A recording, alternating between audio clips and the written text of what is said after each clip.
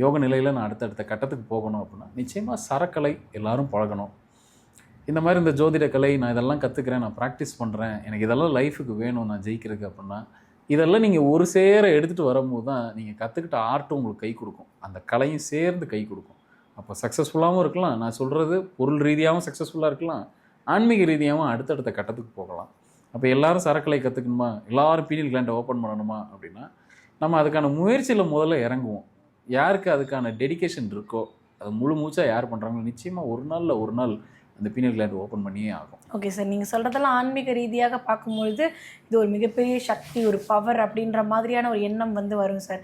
ஆனால் இதே மாதிரி நான் ஒரு ஷோ ஹோஸ்ட் பண்ண போகும்பொழுது சின்ன சின்ன பசங்க, ஒரு ஸ்கூல் படிக்கிற பசங்க ப்ராக்டிஸ் பண்ணி இந்த ஸ்கூல்ஸ்லேயே கற்றுத்தராங்க போல் சார். தேர்ட் ஐ ஓப்பனிங் அப்படின்னு சொல்லிட்டு உங்கள் கண்ணை கட்டிட்டு புக்ஸ் படிக்கிறதா இருக்கட்டும், நோட்ஸில் இருக்க நம்பர்ஸை சொல்கிறதா இருக்கட்டும், இதெல்லாம் பண்ணுறாங்க.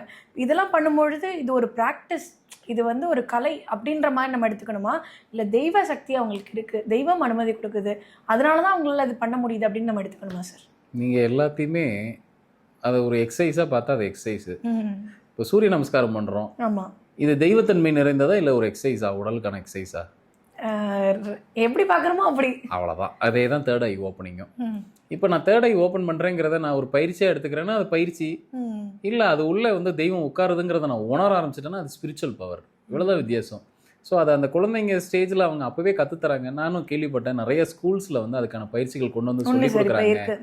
நான் அப்படி ஒரு ஸ்கூலில் பயணப்படும் போது அங்கே இருக்கிற குழந்தைங்க என்ன பண்ணுறாங்க அப்படின்னா கண்ணை மூடிட்டு, நான் இப்போ சொன்ன மாதிரி அவங்க பாட்டு புத்தகத்தை கண்ணை மூடிட்டு வாசிக்கிறாங்க. கண்ணை திறந்தே நம்ம பசங்களுக்கு சில பசங்களுக்கு தெரிய மாட்டேங்குது.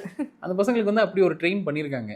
அப்போ அவங்களுக்குலாம் இந்த தேர்ட் ஐ ஓப்பன் பண்ணிட்டா இதெல்லாம் எதுக்கு அப்படின்னா அவங்களோட சூப்பர் பவராக மாற்றுறதுக்காக இல்லை, அவங்கள ஒரு யோக நிலையில் அடுத்த நிலை கொண்டு போயிட்டா அவங்களுக்கு அதிகப்படியாக நம்ம கைடன்ஸ் கொடுக்க வேண்டிய அவசியம் இருக்காது.